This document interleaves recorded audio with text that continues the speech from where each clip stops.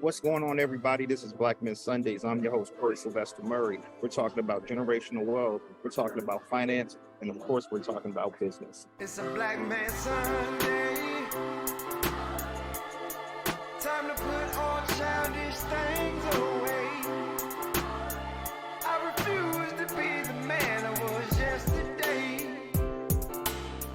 Gotta put my best foot forward and elevate. But before we introduce today's guest, my man Eric from Hunts Vegas, Alabama. Who do you have for our Black Men Sunday Spotlight, my brother? Hey, Corey. Hey, thank you for having me, man. Today's spotlight, we're going to focus on this 26-year-old. Her name is Tyra Ivory. And Tyra is the youngest Subway franchisee in the United States. Let me drop you some information about Miss Tyra here. Now, Tyra, anything is possible. And I know that it may sound kind of cliche, but it has not been easy. This is a quote that Miss Ivory told WBCI News. She said her aspirations were to become a dentist, and literally before the offer came about applying to dental school, and she didn't get in. So she understands then, but now she knows why she didn't get in. So people from both her small town and across the United States came out to celebrate Ivory during her ribbon cutting ceremony. She credits having the support of a system for her success.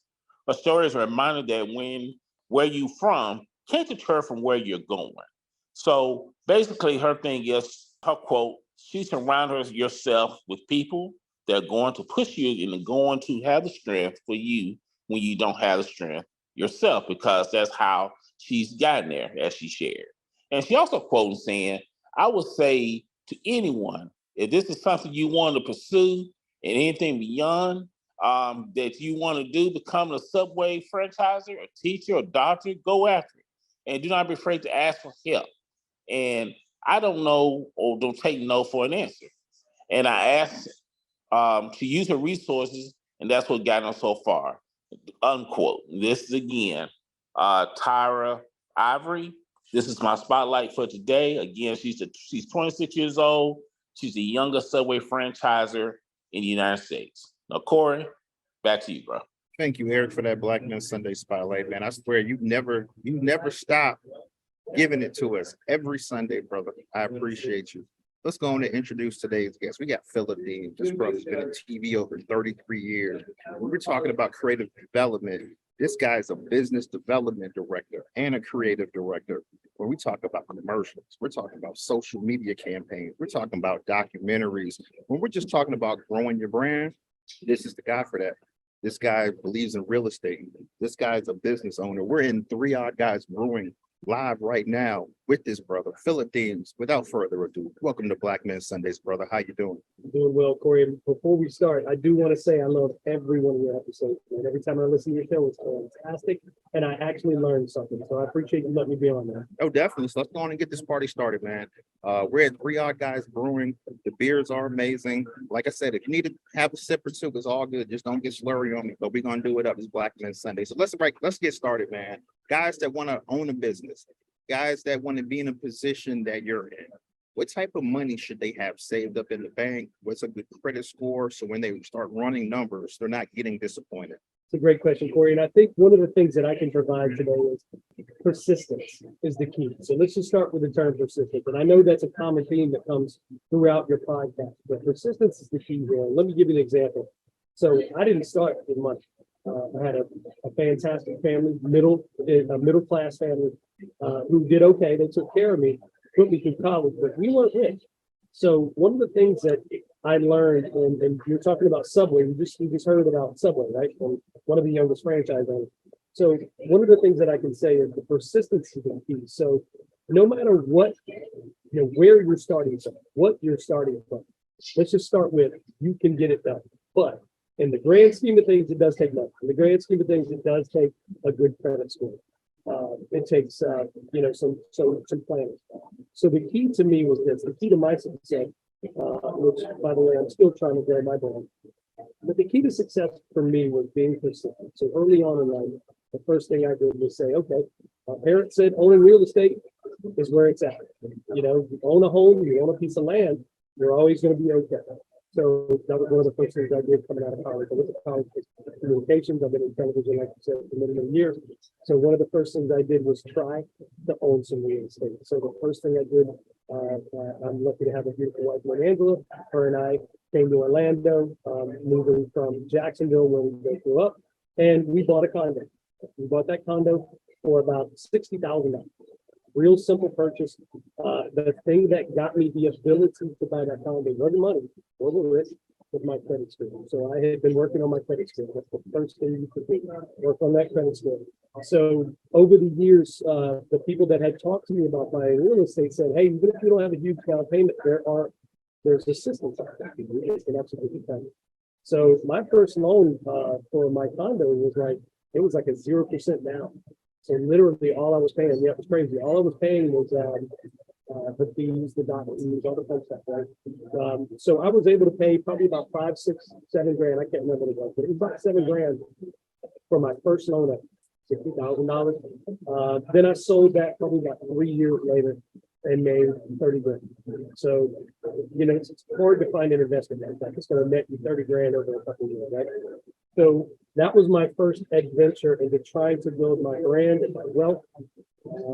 And from there, literally bought our second home. I bought my second home for like 130,000 and put down that 30, right? Maybe a little bit extra because obviously not people. So I was able to buy with a decent interest rate, 5%. And as we all know, rates are up and down constantly, but at the time I got a 5% interest rate. And, you know, probably about 10 years later, 11 years later, when we sold the house, we were sitting on a nice chunk of change. You know, probably I think I sold it for about 2 8. So you're talking 10, 15 years of buying real estate, just 2 properties. It wasn't like I got rich and bought 20 properties. Just from 2 properties, you're talking about making about $150,000, $160,000, $170,000, whatever came of it. And then you roll that into your next house. We're in what we call our final house now. It's a pretty decent sized house. It's about almost 4,000 square feet. But the thing about it is we paid $97 a square foot, and the interest rate at the time was about 4%. I put down enough money to only my only mortgage about 260. And what happened now? This house, it's embarrassing to say how much money I'm saving. And that house it's right now when the market is going down, that house is worth about close to 600,000. So you're talking about over the life of about 18 years, you know, you can make hundreds of thousands of dollars in money in real estate. And that's just a simple dude like me who's not trying to rent them out. I'm not trying to get rich on real estate, but it funded my lifestyle. It allowed me to do things that I was unable to do. And if I didn't have real estate, which is being honest for it, because what I was able to do when I moved to this home that I'm in now, I didn't take all the money and put it down on this house that I had made for my own. I was able to take some of that money and use to help grow a business. So let me ask you this. I'm gonna just come right out. Can you achieve generational wealth without having real estate? I'm sure there's a way, but I don't know what it is. I'll be honest with you, I don't know what it is. Now, if someone leaves me some money, and I listen to one of your podcasts, and I learned a lot from your podcast, and what I learned from one of them was insurance. Let's say that somebody passes away sadly, and I'm the benefactor of that. Maybe that's the way, right? And then I'm able to turn that into a business like I have now. But in all honesty, for the average person who's not a welfare baby, you know, who was a recipient of some sort of money at some point, or you know, had some sort of insurance or escrows and all this other crazy stuff that you're able to tap into. If you're not that person, real estate to me is the only option. It really is. I don't unless you start a business, an online business or something that just gets lucky. I don't think you can do it. I love real estate. I love what real estate has allowed me and my wife to do as middle-class individuals growing up. It was what has allowed me to do what I'm doing. I don't know, boy, I'm not sure what's out there, but personally, there's a guy who has been, you know, who's 49 years of age right now. I just don't know of anything else that is as simple and as effective as it is. Wow, I can't believe you just put your age out there, man. I don't mind. Okay. And people, even if they catch me on YouTube, they know I got a great beard right now. That's okay. Definitely. So let me tell you, let me say something real quick, because when I first walked into Three Odd Guys Brewing, I see, first off, I see this thing is huge. I'm like, wow, it's got good square footage in here, but I see you have mailbox money over there as well. So why is that important to you? Why do you have mailbox money all through here? So this fellow named Joe Farrer came in here one day talking all this trash about how he wants to help folks. And I'll be honest with you, when I first met Joe, I knew something was up. The guy's special. Not only does he have a great background, he was passionate about what he did. So one of the things when he came in here was said, listen, you guys can be givers, right? And I was like, well, teach me how to be a giver. And we're going to work on this. So every month now, I simply give $10 a month and I watch what he does with the money. I think I've been doing it for about a year and a couple months now. And frankly, what they do for the community is amazing. So as Three Odd Guys started growing, and we are trying to start what's called 3OG Cares here. 3OG Cares is sort of a monthly effort on our part as a small business to do something, right? Do something special. It may not be a lot of money, but we're giving back as much as we can.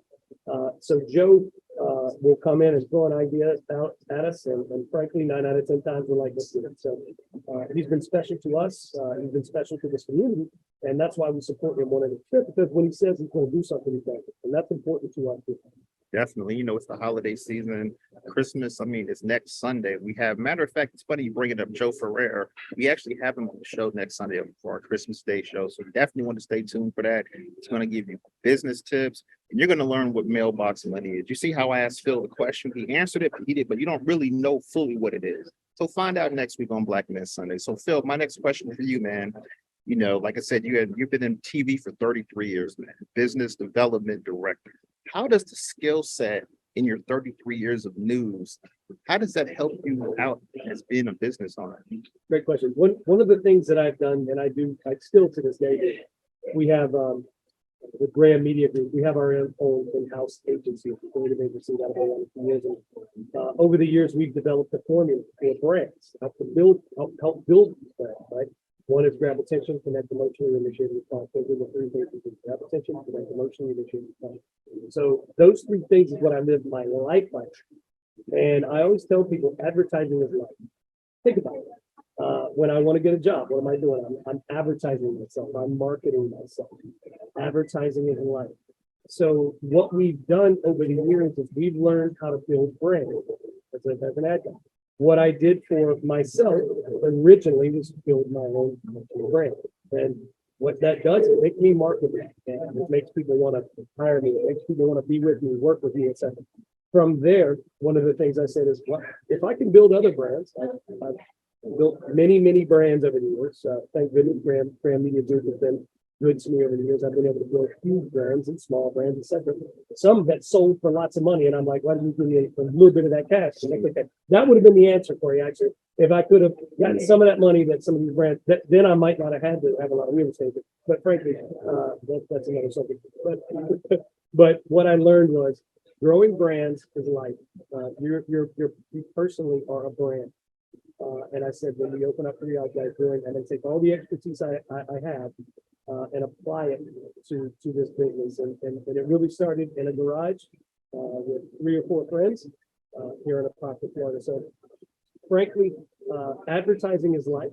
And what I would say is every business. So when you talk to business folks, they have a formula that they use to help other folks. That formula they will apply to their life. And I've heard it on some of the podcasts. Folks live what they preach, and that's the key. Take what you know as an expert and apply that to your life. So in advertising, whether it be business, whether it be financial, the key is execution. Just like athletics, listen, you got to put in the reps, and when you put in the reps, when you start practicing, I promise you it's okay. Wow, man. Let's talk about Three Odd Guys Brewing, man. Because just talking to you pre-show, you were saying around 2017, 2018 is when you signed the lease here. But for a lot of guys that want to establish a business, want to be a CEO, want to be a business owner, you came in like right before COVID hit. How did that not discourage you from saying, you know what, let me not close this, let me take my money out, COVID's coming? Like, how were you able to persevere through that? So I don't think anything can prepare you for a pandemic. None of us have ever experienced that in our life. You can let it do as a whole, as an umbrella, and I look at things as an umbrella. As an umbrella, as a whole, you can look at this and say, okay, I'm just going to let it destroy me, or I'm going to take advantage of this opportunity. And I think the folks that survived the pandemic saw one of two things, an opportunity. So when you look at finances, I'm sure when you talk to Joe next week, Joe's going to talk about opportunities as well, but he probably saw an opportunity to buy things cheaper, right? To utilize some of the resources that he knows, his knowledge, his expertise, to take advantage of a really crappy opportunity, right? Or a really crappy situation. So I think what we did as Three Odd Guys Brewing, we moved in at a time when it was perfect, right? There was nothing going on here in the city that we live in. So we said, let's seize this opportunity to open up a business and be different. And our differentiator was simple. There was nothing else around us. So we were going to be different in that regard. Now here comes the pandemic. So when the pandemic comes in, we're literally about, I would say 4 or 5 months from opening. It pumped the brakes, literally hit the brakes, and it was nothing that we could control. So the things that we could control, we controlled in a major way. That's the key. So you go out and you talk to your counseling, the city council. You go out and you talk to the DVPR. You go out and talk to government officials and say, I got to open my business. Let's talk. And the good thing about Florida is Florida said, we're going to try to keep businesses open. So we were lucky to be in a state that allowed us to do things like get a food license, right? And take that food license and open up a capital. So you have to look for those opportunities in the human being, and it exists. When you're investing, some of the best times to buy, and when the market is in bad shape, right? Because you're buying things you couldn't normally afford. We saw opportunities sadly in the pandemic, and I don't mean taking advantage of a bad situation. I mean you got to survive, right? And that was the key. We literally survived. Took about 6 months longer than what we wanted, but during that 6 months, we said, "What do we have to do to get the doors open so I'm not paying another 6 months of rent that I can't afford?" And we did. We found those opportunities at the team. I've got a good business partner, good business partners, who all came together and we said, "We're going to make sure we can talk it out and probably spend a little bit extra money out of our pockets, right? So to make sure we stayed open, but we will reap those returns in the long term and stay first." And I think one of the things that I can tell people is, no matter what happens, if you're passionate about it, it's going to happen if you're consistent. And we were consistent, and we saw our brand. We saw our brand as being a value to the community, and also a place where people could escape. And what better escape than the pandemic? Because there's that pandemic. So the day we opened, we had 2 lines out the door. Thank goodness the community supported us, and we're very grateful. Definitely, yeah, because as I'm looking around, man, I see you have the local schools, you have Apopka, Wakaiva. As I'm looking at the venue, as I see pizza set up over there. So it's not just a hole in the wall and go in and get a beer. It's a full establishment. I mean, it's 1, 2, like 7 tables. You got couches out here. I mean, this thing is lovely, man. You got the bar. So it's pretty cool, man. So one thing I did want to touch on is, because you did mention that you have partners. So, once business starts booming, how were you able to leverage the finances so partners or whoever you're in business with are like, man, you're keeping all the money. I'm not making what you're making, or I need more. How do you keep the finances straight among the partnership? Because I see in so many businesses, once the business blows up, there's always a feud with the partners. So one of the things we did on the front end, and this is very important with everything, set an expectation. So before we started, and by the way, I have to preface this, I'm not the CFO of the company, so the CFO tried, will probably kill me for saying some of this stuff, but frankly, it is exactly what we did. We set the expectation. So when you go into a partnership with somebody, I will be honest with you, it's never going to be what you expect. It's not rainbows, and it's not smooth, it's not seamless, it's not going to be that. Everybody has their opinion, but one of the things that you can always fall back on is the expectation that you set. All right, so if you put it on paper, let's say that we put a pro forma together that said it's going to be for 5 years. We're going to live by that 5-year pro forma. At that 5-year mark, if we don't hit what we're supposed to hit, then we regroup and we talk.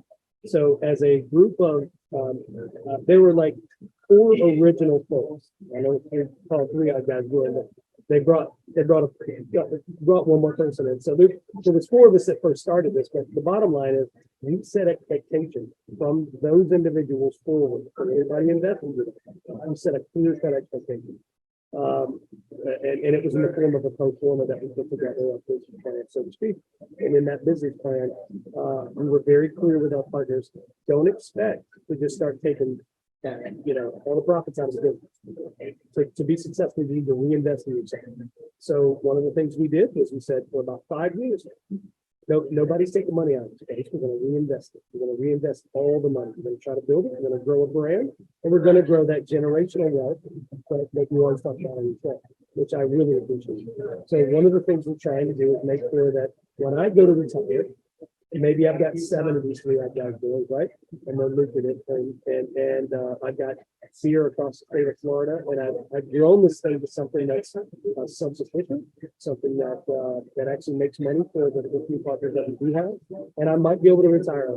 Definitely. Let's go back a little bit, man, because like I said, you're a business development director for Brand Media Group. But where did the idea to say, hey, I'm going to open a brewery? Like, where did the idea even come from? Good question. So here's what happened. The neighborhood that we used to live in, we had a lot of great friends. And let me rewind just a second. When I grow brands, one of the things I look for is that emotional connection with community. So if I feel like something is culturally ingrained, right, in people's minds, and it's something that people can't get away from. If it's so, like when you go to buy something for one of the things that they'll tell you is, if you're thinking about, you don't buy it immediately. Don't make that purchase immediately, right? You give yourself about 10 days. If you're still thinking about that thing in 10 days, then it might be something you want to buy. But then you start doing research on that thing before you buy it good, right? Is it an asset or a liability? And are you okay buying it if it's a liability? So that's kind of how we did this. I set aside a lot of time in the thought that 4 friends can come together and do something. So we spent a little bit of time talking about in the old neighborhood that we used to brew in, large garage. We spent a little bit of time talking to each other whether we want to do this legitimately, right? Do we want to do this? Are we going to be able to get along? How much money do you have? How much money do you have? Are we going to be okay? Can we? Let's say that something happens. Are we going to keep our day job? Or be able to pay our rent, right? These conversations you need to have for a little while. So instead of immediately going, let's open a brewery and just hold some cash in there, we literally talked about it. So preparation. So even if you don't have cash, like we talked about earlier, and you want to be very passionate about something you're trying to do. So we thought about it. Spent a couple of minutes on whether we felt like this could emotionally connect. Could we be a brand bigger than just beer? Could we be a brand that people don't necessarily just see us as delicious beers? They see us as a place they want to go and enjoy themselves and be able to escape and engage. We have one of the terms we use here, it's called family, it's friends and family. So those are the emotional connections I want with the community. If you do that, just like when you're going to talk to Joe probably does the same thing, right? He's emotionally connected with people. He's changing their lives. He's doing things that are very that are very like connected. You feel the passion, you feel the emotion. That's the thing I want to do with brands, and that's what I did with this brand. We were able to build something that people could emotionally connect with. They could have an escape, not have beers, because honestly, most people that come in here have 1 or 2 beers, and they have 40 minutes worth of conversation, right? You're a local park. Those are the things that I wanted to make sure that we did before I built this business. And we did it. And so now, even on a Monday night, we have 20 people in this. They're locals, they're going to come in here, they're going to have a beer, they're going to have a conversation, and they want to talk about the days ago. We did that. So what I would suggest, going back to your talk today, don't necessarily just jump right into something, right? Make sure it's something you want to do, make sure it's something you're passionate about. But if you are passionate about it, go 100%, put your reps in, and get the work done. And that's what we did. And we found out that it was the right choice because there was not a lot in the pocket to do. And that's where we started, and we're trying to grow. Yo, this is Kalali. I got a question. Yeah, so the question I got is just it might be a bit of an abstract question, but I know that you're in business development. You own a couple businesses, might be franchising and things like that. So like, I just want to know what is the mentality? Like, could you share with us the mentality of somebody who's able to bring an idea that they have, you know what I'm saying, in their mind and make that a physical reality? Like what's the process of that and what's the mentality of that? Could you share that with us? So when it comes to bringing an idea to life, what is the mentality? What is the process? I think you don't know what you don't know. That makes sense. So when we went to come and open up this brewery, one of the things that we did not know was PTB. How am I going to approach the government? What type of tax structure? All these little legitimate things, right? So when it comes to getting a business like this open, when it comes to the process of getting a business like this open, there is a lot of like fundamental things that you're going to have to research and you're going to have to know. So let me set that aside for a second. So any business. So when you talk about any business, you talk about the process of opening up a business or becoming an entrepreneur, taking one of your passions and bringing it to life. One of the things you have to do is get over fear. I think one of my big issues early on is fear. And the father figure or the mother figure in your head telling you, you can't do that. Just go get your 40-hour job and you're going to make enough money to live and you're going to be okay. But we're not talking about that, Corie. We're talking about generation. We're talking about business. We're talking about entrepreneurship, right? Your parents aren't going to do that. They're going to want to tell you, be safe, get a good job, get your insurance, etc. So when it comes to getting over that and getting into the process of opening up a business or building a brand, what you have to do is get it with faith. That's the first thing. And that was my biggest step. I had the knowledge, I had the time spent, I had enough money to at least get it initiated. So I overcame. I felt good enough about this brand that we were trying to develop. I felt good enough about the need in our community, i.e. doing a little bit of research, because research is reasoning, right? I can reason in my head if I do enough research that this business is worthy to the community and it could potentially set me up in the future. So I do a little research and now my fears start to roll. And then I take that first step and I get over that first hurdle. And then I hire an architect and then I fail with that architect. But I'm able to make that money back up and I'm able to get another architect. I mean, see where I'm going with this. All of these things are things that just have to do, but you have to overcome that fear. And when you overcome that fear, all of a sudden you're 2 years down the line, and what you have learned has allowed you to become much bigger than you ever thought you could be, whether it's a small business like this or a big one. And now your fears are much bigger than what those small little fears were, right? And I still have fear. I'm not saying you overcome fear off in general, but what you do is you learn how to make that a part of your process, overcoming it. You look at something and you say, this is a massive issue, but I'm going to overcome it. And I used to not do that. In the early stages, what I would do is say, oh my God, you panic. And then you don't do anything about it. It takes you about 3 months to get over this. Now I don't do that. Now what happens is I'm getting better at overcoming my fear. So I think the question was a part of the process. A part of the process is literally you start becoming a fear, and then you become a better person. You become a chess player versus a checker player, which we always talk about movement. You know how to look forward, move your head. You get much better at overcoming fear. I think somebody like me who's a middle class kid who didn't grow up in an entrepreneur, a family of entrepreneurs, that was my biggest hurdle. Just taking that first step, getting that first fear out of the way, taking another step, getting that second fear out of the way. And somebody who's been in business, not been in business, but been working for a business for a lot of years, it's easier for me. I think my paycheck, I can take it after about 10 hours of work, I can let it go. You don't do that when you open a business. You constantly think about it. So overcome that first fear, learn from it, move on to your next fear, get better at overcoming the fear. And I think that's one of the things that I needed to learn. And I can only speak about my experience. So there are a lot of people that are probably a little better about pulling the trigger than I am. But if you are a middle class individual, somebody who grew up in a normal family, who didn't grow up in a family of entrepreneurs, that's the biggest one.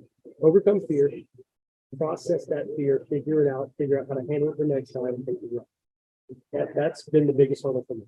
All right, so Phil, man, if I'm looking at your portfolio right now, What am I gonna see on there? You're gonna see growth for a couple of years and then stagnation with the potential of massive amounts of growth in the future. Does that make sense? So if my portfolio on the traditional stuff, so if I go to a financial guy right now, they'd say, man, you're killing it, your 401k. You're killing it with your salary right now, you're doing all right. With traditional things, I'm doing all right. What I'd like to see is this. Now, the big ticket items that I have placed my money on, placed my bets on, for those to start paying off. But again, that's a long-term gamble. So I've placed a lot of effort into little things like this brewery, small little brewery.